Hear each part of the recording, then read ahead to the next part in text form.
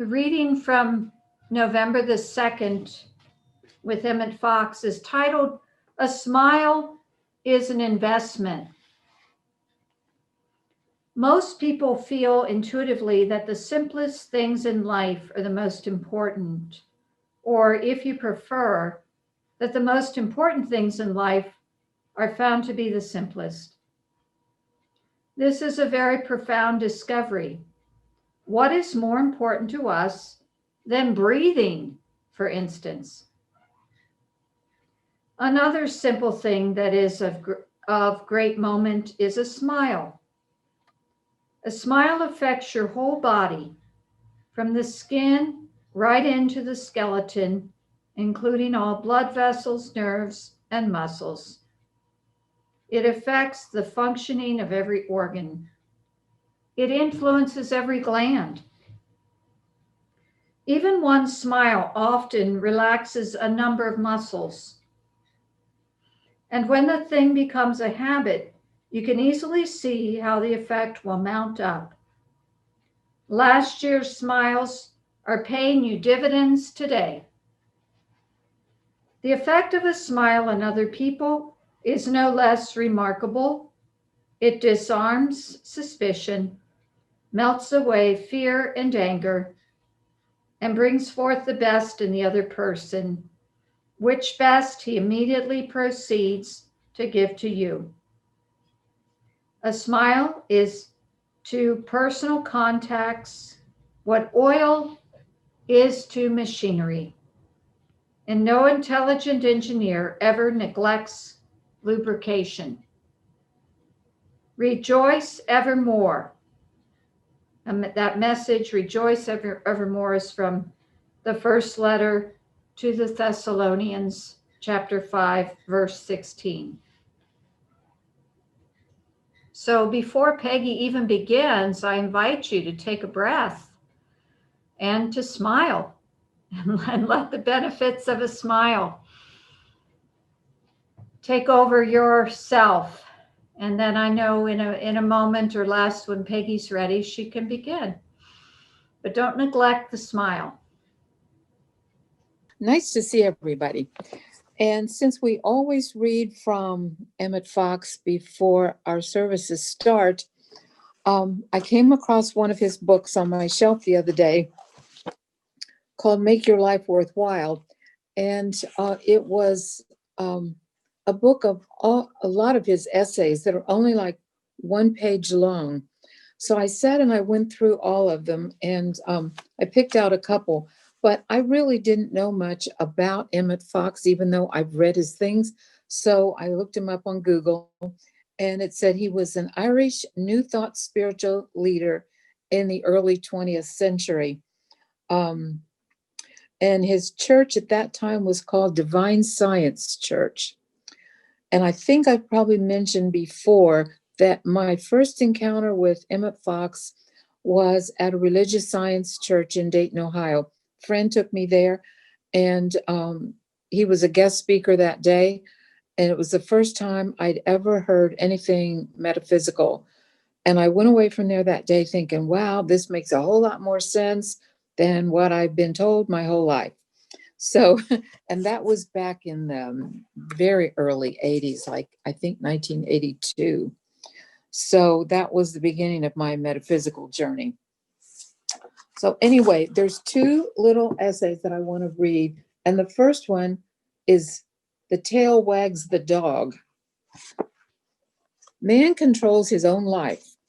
The Bible says that God has given him dominion over all things, and this is true when he understands truth with a capital T. And the truth is that your outer conditions, your environment, are the expression of your mentality and nothing more.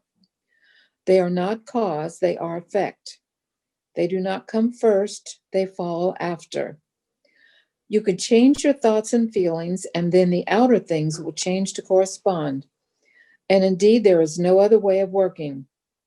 You are not happy because you are well. You are well because you're happy. You do not have faith because things are going well. They are going well because you have faith. You are not depressed because trouble has come to you, but trouble has come because your realization of the truth had first fallen off. The secret of life then is to control your mental states, for if you will do this, the rest will follow. To accept sickness, trouble, and failure as unavoidable and perhaps inevitable is folly, because it is this very acceptance by you that keeps these evils in existence. Man is not limited by his environment. He creates his environment by his beliefs and feelings. To suppose otherwise is like thinking that the tail can wag the dog. If you've been thinking that outer conditions are stronger than you are, and that they can prevent you from expressing yourself as God intended, say to yourself the next time you think the tail wags the dog, reverse it. The dog wags the tail. God meant you to be healthy, happy, and free, and you must not accept anything less. Claim that God works through you and believe it, and nothing can keep you back. Another book that I'm reading, the author says in there, what you believe, you perceive, and what you perceive, you experience. So we need to keep track of what we believe. The next one is another short one called Non-Resistance, and it goes along with the first. When you fight a thing, you antagonize it and it hits back. The harder you fight it, the harder it hits. What you neglect, or still better, ignore, begins to fade away or die by starvation. When you give your attention to anything, you are building that thing into your consciousness for good or evil. When you are faced with some negative condition in your own life, the scientific way to handle it is to withdraw your attention from it by building the opposite into your subconscious. And when you have done this, the undesirable thing falls away like an overripe fruit. And Sister Pepper of our original church used to tell us that don't think about what you don't want. Think about what you do want and build that up in your mind. A wonderful story is told about William Penn, and I couldn't remember who that was either, so I looked him up. He had been accustomed from boyhood to carrying a sword at all times because it was part of the dress of a gentleman of that period. But one day it occurred to him that this was inconsistent with his Quakerism. But on the other hand, he also knew that he would feel extremely embarrassed in going without it. So he consulted George Fox, never doubting that his leader would say, "It is a bad thing, you must stop wearing it." And I didn't know who George Fox was either, but he was the founder of the Religious Society of Friends, better known as the Quakers. George Fox, however, did nothing of the kind. He was silent for a few moments, and then he said, "Carry thy sword until thou canst no longer carry it." A year or so later, William Penn felt that carrying it would be more embarrassing than going without it, and he discontinued the practice quite easily. Do not tear away people's crutches, or even your own. When they are no longer needed, they will fall away. They will dissolve the need. And Sister Pepper always used to tell us that too, that we should not tear down somebody's foundation. You can add little bits and pieces and they'll find their way in their own good time. Just like the comment's been made, you don't give meat to little babies, you start them out with milk. Do not fight your rheumatism or your debt or your uncongenial job or even your own critical tongue if you have one, but build health, prosperity, harmony, good humor into your consciousness, and the unwanted things will disappear.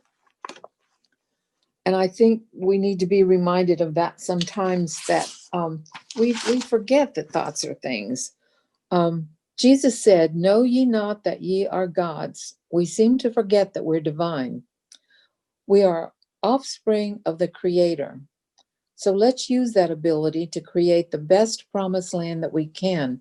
It really is up to us.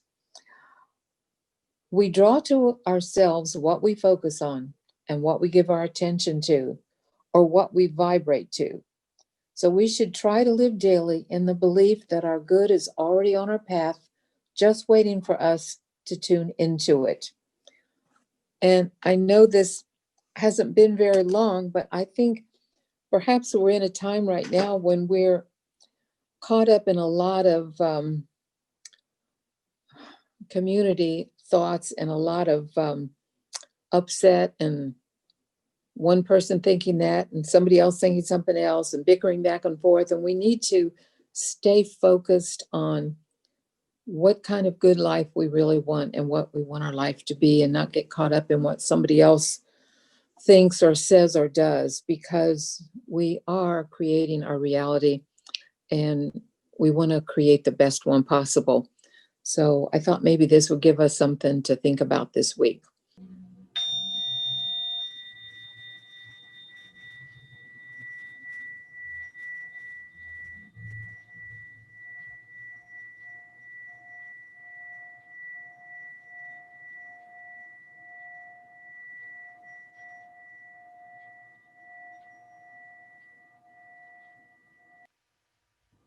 This is from Ernest Holmes. Thank you, Ernest Holmes. Today, I expect every good to come to me, for I know that the divine abundance is forever manifesting itself in my affairs. I am keeping my whole mind and thought and expectation open to new experiences, to happier events, to a more complete self-expression. Everything that belongs to spirit, I accept. Everything that partakes of the nature of divine reality, I claim as my own. I identify with success, and I prosper in everything I do. As I give thanks for the good now flowing into my life, I gladly share that good with others. The more I give, the more I receive. I experience a deeper consciousness of peace and security, for I know that I am in the embrace of a warm, loving presence, forever seeking an outlet through me. My cup runneth over. I exist in limitless possibility. And thank you, Ernest Holmes.